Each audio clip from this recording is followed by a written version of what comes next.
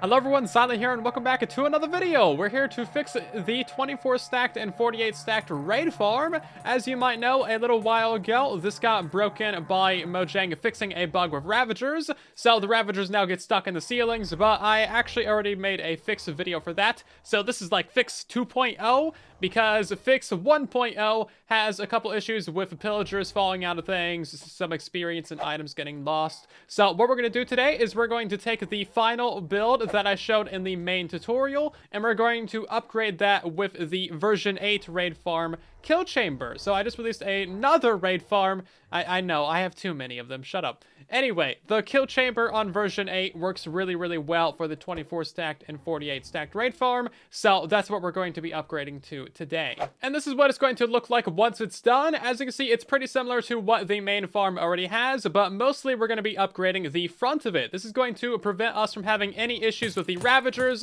No pillagers will be able to fall out of this thing or get down in there, and you're not going to have any items or experience getting lost with this build either. Dare I say, it's a nearly perfect kill chamber. So we're going to start off with the default build that I showed at the end of the main tutorial. So what we're going to do first is we're going to get rid of all these bars of leaves and glass in the middle, including all the leaves on the edges. So we can just go ahead and get rid of all that, and then all of the glass in the middle as well. Now, the next thing that we need to do is raise up all these walls on the edges by 2 blocks so that they are a total of 5 blocks tall. So do that going all the way around. Now that you've extended up the wall, you need to cover up the entire thing with leaves. We're about to make some substantial changes to the front side killing mechanism here, but before we do that, you should probably go ahead and remove this torch and just place it like over here somewhere. That way you're not activating your trident killers the whole time. So I'm gonna bust out like a 4 wide section of this because it basically all needs to go and it all needs to be changed up a little bit. And what we're gonna be doing is we're gonna be installing the main wall right here,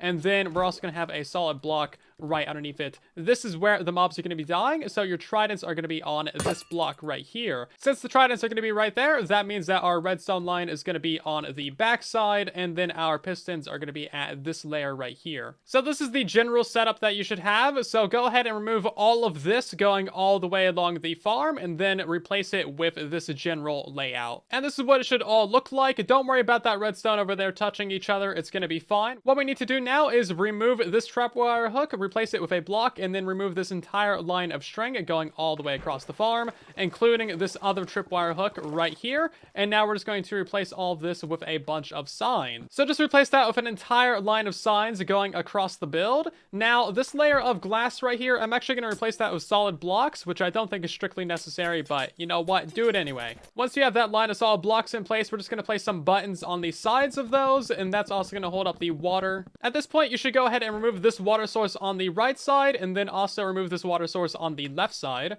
You can go ahead and break out all of these glass blocks that are down here. And that's basically what it should look like from the front. So now what you can do is you can also get rid of all these leaf blocks at this layer and just move them up a layer. We need this to be 2 blocks wide, so go ahead and extend that by a block. As you can see there, 2 blocks wide. And now we're just going to go down a layer with leaves. So we need to have 7 leaves going across. That's 2, 3, 4, 5, 6, 7. And then just go down another layer until you reach the general center.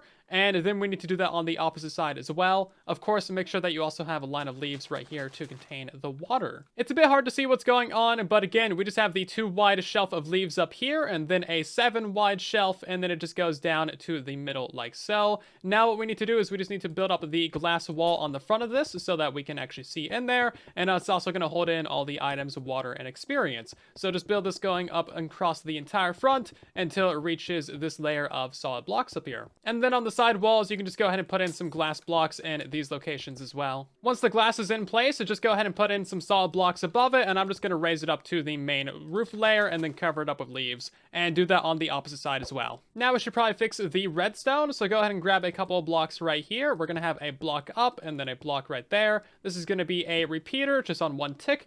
2 pieces of redstone dust right here, and then you can just go ahead and remove those pieces of redstone. Let's remove these leaves real quick just because they're kind of in the way. So we need to place in a solid block above that redstone and above that redstone as well, just to cut those lines. And now if we remove this torch real quick, we should see all of our pistons are firing, except these ones on the very end. That's an easy fix. Just replace that redstone with a solid block.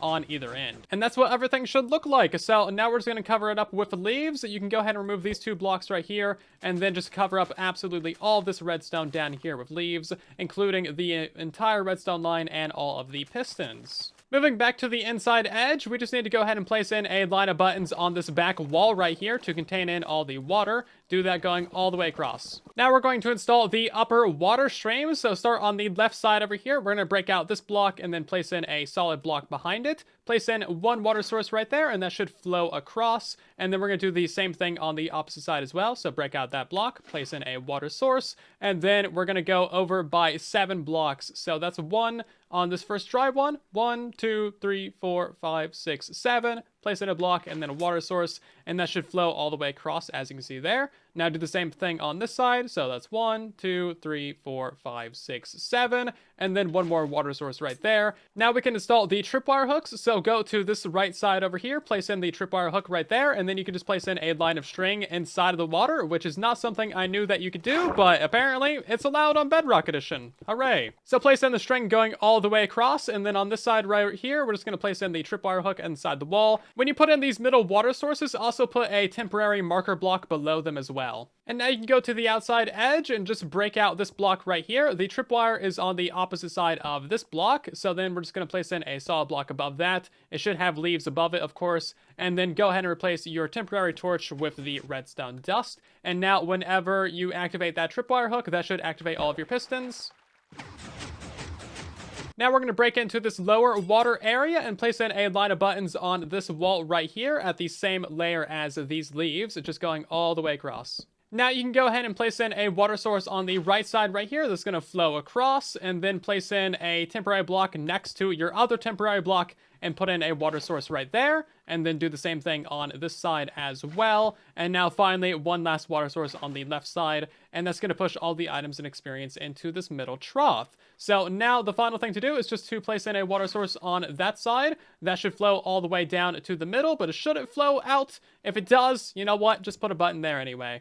Now we're going to place in 1 water source on this side, and that should also flow to the middle. Also go back up to the top of the farm and cover up this little wall right here with a line of leaves, and now you can throw in all the tridents. So of course you need 1 impaling 5 trident in front of every single one of these pistons. And once you've thrown in all the tridents, go ahead and cover those up with some leaves as well. The final thing to do is to install a full line of leaves on every other block at the farm, so it should go all the way across the roof. This prevents the ravagers from bouncing up in the middle water streams and breaking the edges. So of course do that every other block going across the whole farm. And this is what it should all look like once you have it done and dusted. So the final output hole right here is going to be 2 blocks forwards from where it was before. That's fine. You can put the drop shooter leaves going around it again. And then at the very bottom, just have like an extra little water source pushing to the side. And then that way you don't need to change your storage system or anything about it. The input to your storage system will be in the same location. Since I released the farm, they also fixed the bug with the phantom XP orbs where they appear to be somewhere that they aren't. So now all the experience actually properly travels to your AFK spot, which is amazing.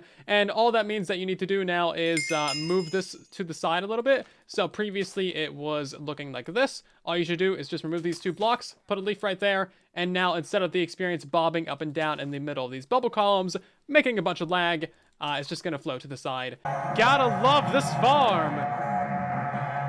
So as you can see, the experience and items looks beautiful nowadays. It is so good with this trident killer. Absolutely nothing gets left behind, and it all goes down to your storage system. I'm still super happy with this farm. It's still as good as it ever has been. And again, huge props to Pico Nico for designing this beast of a build. And that's pretty much all there is to it. Drop a like, share it around, and subscribe. We're trying to reach 100,000 subscribers on this channel, and we're like 25% of the way there. Jeez.